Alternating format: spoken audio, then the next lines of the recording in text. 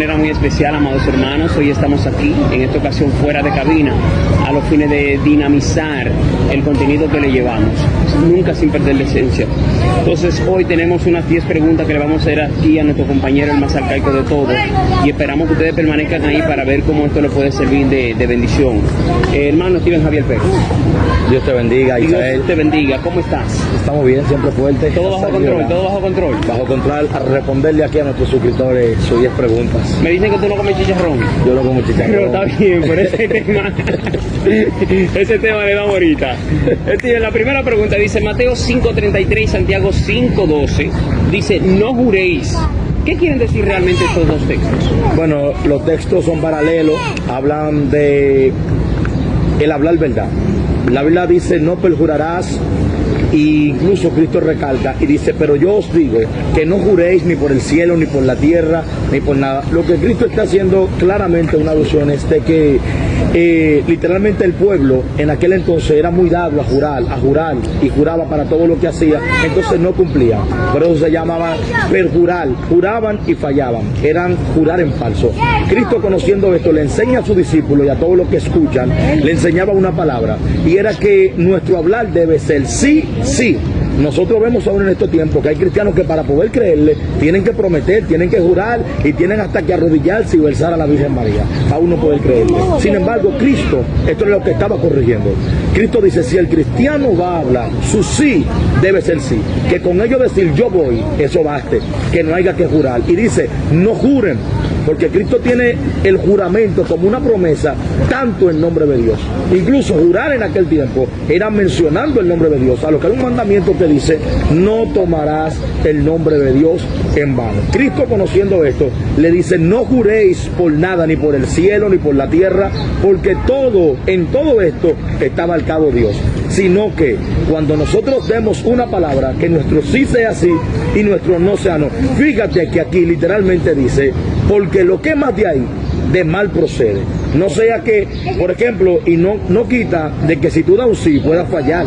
Ahí solamente tienes que disculparte o algo. Pero cuando hay un juramento, usted está diciendo que tiene que cumplirlo, llueve, trueve o vente, porque el nombre de Dios está de por medio. Eso es muy peligroso. Deberíamos dar un estudio con más luz de esto. Sobre ese particular, ¿no? Mira, aquí hay otra interrogante, que valga la redundancia, es interesante porque dice, ¿es pecado vender todos los días comida o toda la semana comida a altos precios en la iglesia, aun cuando son los hermanos que dan los aportes o que llevan los diferentes platos que se venden? Eso pasa en una congregación y un hermano pregunta si eso es...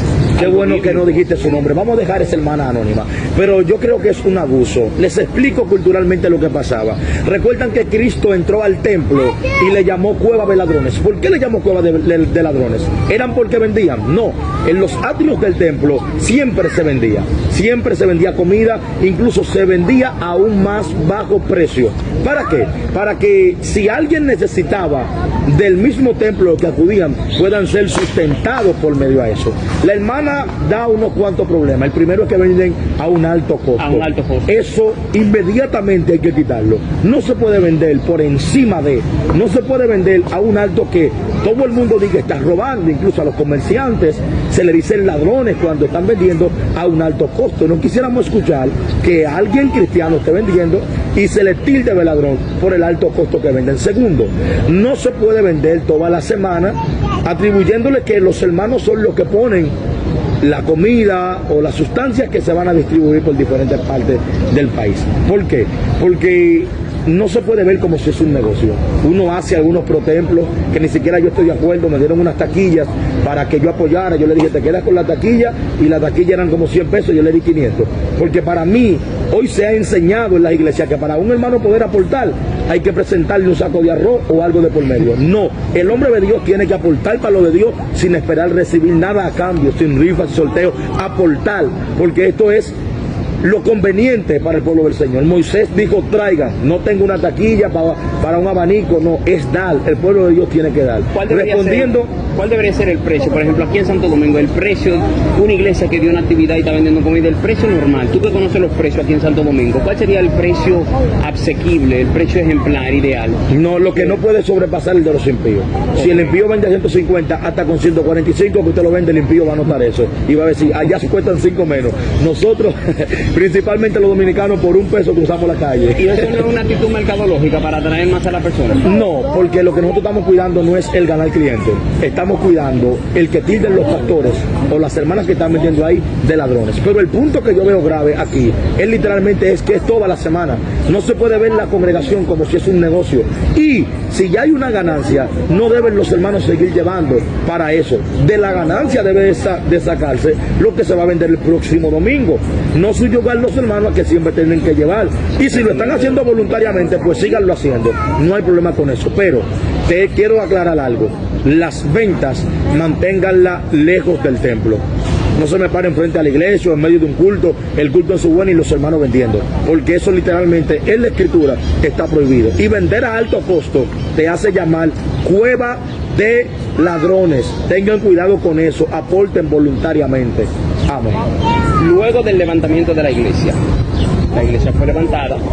¿Considera usted, hermano Steven, que habrá salvación para los gentiles? Hay muchos maestros que implican que solamente eso será para Israel. La salvación después del levantamiento de la iglesia solamente recaerá sobre Israel. Ahora, ¿habrá salvación para los gentiles después del levantamiento de la iglesia? Si nos vamos a Apocalipsis capítulo 7, dice que Juan vio una multitud vestida de ropas blancas. ¿Y qué es lo que dice? De todas tribus, naciones y lengua. Literalmente ahí corta que la salvación es para Israel solamente. Como me decía un querido amigo, un compañero, en el levantamiento de la iglesia somos salvos por la sangre de Jesús. Pero el que no se vaya en ese levantamiento, entonces tendrá que salvar su vida a costa de su propia sangre. Por eso hay una apertura. Cristo hizo de todos los pueblos un pueblo, el que cree. Ese es el pueblo de Yahweh. Y la multitud que Cristo, que Juan está viendo, al lado de esta naciones, tribus y lenguas de por doquier, es otra que son salvos por gracia, 144,000 por promesa, que Dios tenía que cumplirle esto a Abraham, el padre de la fe, y son 12,000 de cada tribu. Pero luego la multitud que él ve, que es de todas naciones, tribus y lenguas, está abarcando que si es de todas tribus y naciones, está dejando en claro que no solamente es para Israel. Pero, señor Steven, sabrá usted claramente que la iglesia enseña sobre la venida de Cristo, el levantamiento, y que luego de ahí no hay espacio para más nadie. ¿No cree que usted está contradiciendo lo que normalmente los pastores enseñan al decir que después del levantamiento de la iglesia sí habrá espacio para que otras personas se salven? No, porque la línea teológica habla de un levantamiento y de la persecución. Esa es la línea teológica. Ahora, han surgido diferentes clases de maestros que han quitado el levantamiento de la iglesia, no creen en el levantamiento secreto, no creen en la venida de Mashiach, y eso es otra línea de pensamiento. Nosotros nos basamos en la línea teológica, literalmente expresa y enseña que es el levantamiento de la iglesia, el anticristo en su persecución, la venida pública de Mashiach, acabar con el anticristo, según Tesalonicenses capítulo 2, verso 3 en adelante, que lo matará con la espada que sale de su boca.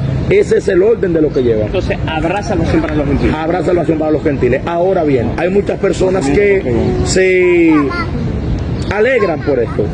Y quiero darle un consejo. No crea que usted pueda salvarse llevando la vida por Jesús. Asegúrese en el levantamiento. Viva una vida recta y firme para poder asegurar su salvación. No hay nada más seguro que irse en el levantamiento de la iglesia. Esa es la salvación que Dios ha provisto para cada uno de nosotros.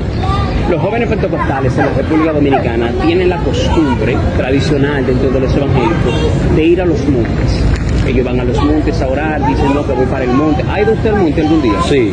Usted, bueno, se ha unido a ese tipo de costumbres, ese tipo de formas. Ahora bien, hay pastores que enseñan que la Biblia prohíbe literalmente ir a los montes igual que antes. ¿Considera usted que la Biblia lo prohíbe o la Biblia lo afirma? La Biblia ni lo prohíbe ni lo afirma. Nosotros tenemos... O sea, usted dice la Biblia no afirma que la gente vaya a los montes. No, no afirma. Nosotros ¿Por qué usted ha ido a un monte? Bueno, porque en el monte no tenemos ruido, en el monte no va un hermano tocándonos la puerta, en el monte no van hermanos que se quieren apartar en la iglesia. Y nosotros tenemos eso porque Moisés y Aarón eran dos hombres de Dios. Aarón buscaba a Dios en el templo, pero Moisés lo buscaba en los montes, en la montaña. Y la revelación está clara, que de Moisés fue mucho más cercana que la de Aarón. Por eso yo respeto la gente que se forma en los templos, pero también deben respetar la gente que busca a Dios en los templos, y yo puedo ser testigo ocular y evidente, que en los montes tú recibes algo que no sea que se debe. O sea, usted está diciendo que en los montes se recibe más que dentro de la misma iglesia. No digamos más, pero hay una búsqueda que es intensa. Por ejemplo, puedo explicar algo. Yo todos los meses he apartado 3 días para consagrarme en montes. Y yo ayunaba todos los meses 3 días de ayuno consecutivo. Amado, y cuando yo fui a un aposento alto, ¿no?, que yo hice 3 días, eso fue un cachurú, eso fue sencillo, yo no sentí la guerra, no hay mosquitos que no te dejan dormir, pude dormir en el aposento, yo nunca hubiese dormido en los montes, hay aguacero a la intemperie, hay un frío a la intemperie, y yo creo que el sacrificio es mayor, y al un sacrificio ser mayor, yo creo que la gloria también debe ser mayor. Y esto, por eso te dije que no hay nada que afirme ni que niegue. Pero si nos vamos en un recuento histórico, Moisés conoció a Dios en el monte. Jacob vio la visión de los ángeles que subían y bajaban en el monte. Jacob luchó con el ángel desde que se alejaba la multitud y se va al monte. Ezequiel en el monte. Isaías en el monte. Cristo nace en el monte. Muere en el monte. Subía al monte a orar. Entonces, es algo evidente que no sé, y aún no sé si hay un maestro que pueda explicar cuál es el misterio del monte, pero de que hay un misterio, lo hay. Ahora, sé que la pregunta surge de que lo prohibieron, porque Cristo dice, vendrá la hora cuando ni en este monte ni en aquel se adorará. Pero ahí el que conoce la historia sabe que los samaritanos tenían 5 dioses que lo adoraban en la montaña. 5 dioses, le debo su nombre porque son en griego, en chino, en arameo y en cosas raras. Pero tenían esos dioses literalmente que ellos lo hacían. Entonces Cristo le dice, ya ni en el monte de Judea, ni en el monte Sinaí, ni en el monte de Samaria se adorará, sino que donde quiera que los hermanos levanten manos santas, se mire y se contienda, allí estará Dios en medio nuestro, porque el Padre tales adoradores busca que le adoren en espíritu y en verdad. ¿Usted cree en el bautismo? En el bautismo, sí, ¿usted cree que en el bautismo de la sangre, en el bautismo del Espíritu? Claro, claro. ¿Usted cree que un niño pequeño puede ser bautizado en el Espíritu Santo y danzar y hablar en lengua? Sí, creo. ¿Usted lo cree? Ok, entonces, el bautismo en las aguas, ¿a partir de qué edad debería hacerse? Bueno, el bautismo en las aguas debe ser, bíblicamente, desde que el niño tiene conocimiento. Desde que una persona sabe discernir lo que es bueno y lo que es malo, hay que zambullirlo para que se arrepienta de su pecado. ¿Un niño de 5 años ya sabe lo que es bueno y lo que es malo? Bueno, en la época que estamos viviendo no te sé decir muy claro, pero es posiblemente que ya un niño de 5 a 6 años ya conozca muy bien o vaya entrando. Yo diría ya que a los 7 ya es un niño que conoce la separación, o sea, entre bueno y malo. ¿Sabe un niño de 7 años que todavía no ha terminado su formación anatómica o cerebral? ¿Usted lo está considerando como ya apto, o sea, responsable a lo que no, biológicamente no puedes decirlo. Hay niños ya que biológicamente a los 7 ya tienen un cerebro netamente avanzado. Y por eso nosotros, los pastores o pentecostales, principalmente esta denominación, hemos puesto una edad límite que es la de los 12 años. Porque entendemos que a la edad de 12 años el niño no es un niño todavía, sino que entra en la etapa de adolescencia y pubertad, que ahí es donde entra la madurez en esencia del niño. Por eso no es que es una doctrina literalmente, pero es una norma que nosotros hemos puesto de bautizarlo a los 12, porque la madurez o digamos la adolescencia entra en esa etapa que el mundo ha dado un cambio literalmente grande. En su iglesia, ¿a partir de qué edad lo bautizan? De los 12. Pudiésemos hacerlo antes, no hay problema con bautizarlo a los 10 si el niño es netamente para su edad maduro o de discernir lo que es bueno o malo.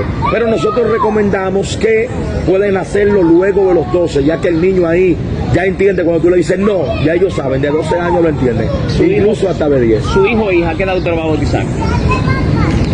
Posiblemente a los 12. Posiblemente. Sí, pero sí, como yo conozco las leyes judías, que desde el año 1 se le adapta a un mentor que lo instruya. Si mi niño está preparado aún a los 10, yo veo sumergirlo para que predique. Le damos candela a eso.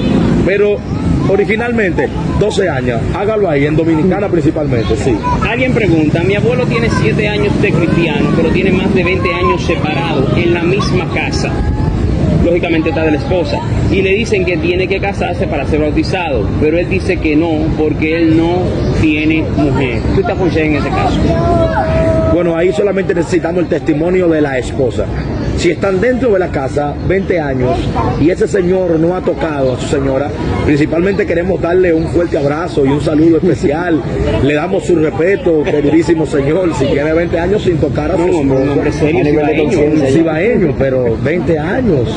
Ya está la conciencia. Es fuerte. Le damos un saludo especial, ¿oíste? Has avergonzado literalmente a Salomón. Lo has avergonzado y lo has ultrajado. Queremos decirte, hombre de Dios y a sus pastores, que solamente necesitan el testimonio de la esposa. Si están divididos dentro de la esposa y no son enemigos y no tienen rivalidad y solamente se tratan como amigos o hermanos dentro de la casa, pues hay que proceder a bautizarlo. Solamente necesitamos el testimonio de la señora. ¿Cuándo fue la última vez que usted se acostado? ¿Hace 20 años? Pues excelente. Pero eso no sería una pregunta muy íntima, una pareja ya de tanta edad. No, porque es un bautismo. Y para bautizarlo, que vivan dos personas juntas y que dicen que no se tocan. Eso es como decir. Señor Steven, hay otra pregunta aquí. Continúe. Pero aún así, mi respeto para ese señor. 20 años. ¿Dónde continencia? Dios. O sea, eso da de notar claramente que usted no podría durar 20 años en una casa viviendo con una mujer sin tocarla. Viviendo con ella, no, fíjate, en su casa sí, posiblemente sí. Exacto. Pero estando ahí y durmiendo juntos, no sé si duermen juntos, no, creo que están separados. Hay que analizar eso. Correcto. ¿Usted considera alguna diferencia entre lo que es el don profético y el ministerio profético? Claro que lo considero. El don profético en la antigüedad era que si yo necesitaba voz de Dios, yo subía voz de un profeta. Y muchos lo tildarían en este tiempo de brujería.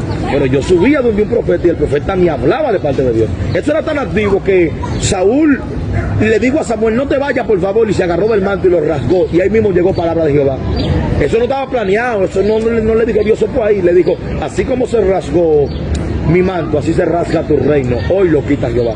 El profeta estaba activo. Cualquiera que le preguntaba, ¿qué dice Jehová?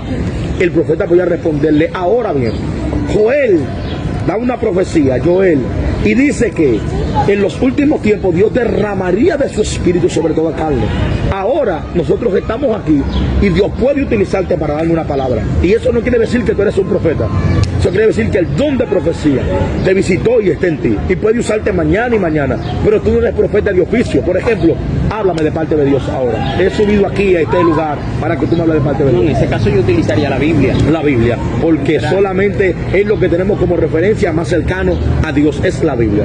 Ahora, no dudamos de que hay gente que Dios le habla. A mí me han hablado videntes de parte de Dios, que me han narrado mi vida. No di que profecía, de que Dios está contigo, ha sufrido mucho, no. Que me han dicho mi vida y me han dicho en el presente lo que yo le he dicho O a sea, Dios. la iglesia pentecostal no tiene profetas hoy. Activos como oficio, no. Como oficio, O sea, no. usted está diciendo que esos que se autoproclaman como profetas no son profetas nada. No, porque Dios puede utilizarlo, pero si yo subo donde ellos y le digo, dame una palabra de parte de Dios, no le va a bajar y que la revelación ahí no es así, no es así. Incluso, aunque nosotros le llamemos profeta, porque profeta no es nada más y nada menos que el que anuncia un hecho futuro. Inmediatamente Dios te utiliza a ti. Por ejemplo, el profeta David Ward, que anunció el terremoto de Haití. Ese hombre ya se le quedó el cargo de profeta. Pero como oficio, literalmente como el profeta Samuel, como otro, no podemos darle esa confianza a cualquiera. Incluso tenemos profetas que no han hablado en un tiempo de parte de Dios y en otro tiempo han errado. Y no quiere decir que no son profetas. ¿Usted conoce algunos? Sí, conozco. ¿Cómo quién, por ejemplo? No puedo mencionar nombres porque Isaías me ha enseñado que eso es falta de ética, ¿no es? Llevado. Estamos en vivo, respetar al público. Le debes un respeto a la audiencia. ¿Qué es lo que te pasa a ti? ¿Cuál era el origen de la gente samaritana? Que no querían saber ni un chin de los judíos de ellos. Era como un problema. ¿Cuál era el origen de esa gente? Eran del infierno que Todo el venían. mundo sabe que hay un problema, pero casi nadie sabe la raíz etimológica de dónde sale esto. Lo que pasa es que en el año 722 a.C., Siria abalcó a Israel, llevándose casi el 71% de los judíos nobles y piadosos, dejando como el desecho de ellos en Israel, a lo que los gentiles se nomenclaron con ellos. Y cuando esto sucedió, nació una raza mixta, que en nuestro país nosotros le llamaríamos lo que usted es, señor, arrayano. ¿Pero quién? ¿Rayano quién? ¿Rayano es una mezcla entre dominicano y haitiano? Ajá. Yo no tengo familia haitiana. Ah, pues continuamos. Ok. Entonces, se hizo una nomenclatura, una raza mixta entre judíos y gentiles. Y de ahí salió la raza que es samaritano. Y por eso es que ellos le dicen los mezclados, los impuros, los que no son Los nectos, samaritanos son una mezcla entre quién y quién. entre judíos y gentiles. Podían ser sirios, como jebuseos, cananeos, entre cualquiera nación.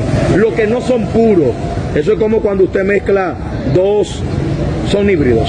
Literalmente es una raza híbrida, mezclada, que no son puros. No son puros. Ellos pueden decir, yo soy judío, no, usted es samaritano. Yo también tengo sangre judía, no, usted es samaritano, y ahí entraba el pleito. Y por eso siempre había una disputa. Pero sin contar, si tenían, escúchame Javier, si tenían, por ejemplo, parte samaritana y parte judía, eran judíos porque tenían parte samaritana y no podían decir que eran samaritanos porque tenían parte samaritana. no, porque pero no podían decir que eran judíos los porque tenían judíos parte son judía. muy puros y nectos, son muy claros en lo que hacen. Ellos no aceptan nomenclaturas ni mezcla. Ellos son como en estos tiempos, como digamos los chinos, que mantienen su raza, digamos, pura. Y solamente algunos, digamos, que se han salido del orden y se han mezclado. Un saludo especial Un saludo para la suscriptora. para la niña. Pues bien, entonces de ahí sale ese problema. El problema de ellos sale que yo soy judío, no lo eres. Tú eres un mezclado. Y ese es el problema. Entonces tenían siempre esa disputa. Sin contar que Samaria se adueñó de la tierra que es de Israel, y cuando Israel regresó del exilio, eso fue un pleito, no, esto es de nosotros, y por ahí surge todo. Esperamos que esto, que sé que no es muy claro para todos, lo hayan aprendido. Si usted levantar la bandera, ¿por quién la levantaría? ¿Por los samaritanos o por los judíos? Judío, claro. Por los judíos. Por los O sea, judíos. usted desecha públicamente a los samaritanos. No lo desecho, sino Pero que la está raza llamando pura de Yahweh son los judíos en esencia. Aunque ya eso, en el Brit Hadashah, en el nuevo pacto, ya no nos abarca porque nosotros somos gentiles. Yo mismo me estoy descalificando. Ahora, Cristo hizo de los dos pueblos una nación espiritual. Nosotros somos también Israel espiritual. El Israel Bendito espiritual. sea Israel. ¿Usted está de acuerdo con las agujas de acupuntura? Me gusta mucho la biología y es 100% natural. Pero está permitido aplicársela. Sí, no afecta nada. Estuve investigando sus raíces etimológicas. No tiene que ver con nada, como viene de China, no tiene que ver con nada con budismo, con cosas extrañas, con ciencias ocultas, sino que es un método natural, aún aprobado por la medicina. Relaja todo el cuerpo, quita el estrés, cualquier dolor. Eso es altamente medicinal. ¿Qué es una aguja de acupuntura? Son unas agujas muy finas que la llevan a los puntos de descanso que tiene el cuerpo. El cuerpo tiene puntos exactos donde tiene estrés. Para eso hay masajes y para más profundo ellos clavan la aguja en donde está concentrado el estrés. Y eso se disipa por todo el cuerpo, a lo que el cuerpo tiene autodefensas que puede exterminarla literalmente. Y un masajito, ¿no resolvería el problema? Sí, un masajito es bueno, pero es que tú sabes que la carne de él. ¿Usted no está de acuerdo con los masajes? Sí, estoy de acuerdo con los masajes, pero yo no me le desnudaría a nadie para que me dé un masaje en mis glúteos, en mis partes sensibles, en mi pecho. Imagínense que incluso yo tengo que hacerme ciertas cosas en mi cuerpo y no he ido al médico porque fui a llevar a algunas personas al médico, tales como Omar, Miguel, entre otros, mi esposa, y siempre la enfermera me conoce y me dice, Steven, Dios te bendiga. No quisiera yo que me toque algún análisis minucioso en mi cuerpo y tenga yo que enfrentarme a una enfermera que me conoce, que me ve, que me sigue. Le daría vergüenza. Pero Ya yo tengo vergüenza. Es un asunto de vida o muerte, pero ¿usted no cree? Pero que me atienda un macho mejor. Ok, vamos a ver. María Palacio dice, ¿por qué cuando visito a mis hermanas me da mareo y náuseas? ¿Te hará el diablo metido en esa casa? María Palacio, Dios te bendiga, fiel suscriptora a ella, muy buena. Dios te bendiga, María Palacio. Le da mareo, se pone mala cuando visitas a casa. No tenemos nada bíblicamente que hablarte concerniente a esto, pero puedo decirte algo en la guerra espiritual. Yo, por ejemplo, tengo detectores cuando hay guerra espiritual. A mí no me duele nada nunca, gracias a Dios. Pero cuando llego a ciertos lugares que me da un dolor de cabeza de acá a acá, esto la teología tal vez no la va a probar, esto ya experiencias empíricas literalmente. Cuando yo siento un dolor de cabeza acá, yo sé que hay guerra y sé que hay batalla. Hay otros que sienten que el pecho se le va la respiración, se sienten agitados, y eso es guerra espiritual que se va reprendiendo. Tu hermana se apartaba del camino. Puede ser que haya alguna influencia. Acuérdate que hay unos rayines que vienen sobre ella de tiempo en tiempo. ¿Y qué yo te recomiendo? Que ores. Al entrar ores, al salir ores, ores por tu hermana y quién sabe si Dios lo que te está dejando sentir es la mala vibra, la mala influencia que posa sobre tus hermanas. No quiero que actúes de forma hostil sobre ellas, que vayas a tratarla como que no sé si están endemoniadas o algo parecido, sino que mantengas con mucho cuidado, aun sin que ellas se den cuenta de esto, y puedas orar de forma literal. No suelta la Santa Marta en Anaísa, no, sino que Dios te está mostrando algo en tu cuerpo para que posiblemente ores y reprendas en algo que está rodeando o merodeando la casa de tu hermana. Dios te bendiga, María Palacio, y es lo más que te puedo decir concerniente a este tema. Steven Javier Pérez, última pregunta. ¿Picapollo, Yaroa o Chimi? Yaroa. Yaroa. Dios te bendiga, Isael, muchas gracias. Señores, suscríbanse al canal de Steven Javier Pérez, Isael Laurencio para servirlo. Nos vemos en una próxima. Que Vayan el Señor sean con ustedes. A nuestro canal de nuestro hermano Isael Laurencio, que él es muy fino en su canal, un hombre letrado literalmente. Gracias. Casag Leolán, Dios le bendiga. Amén.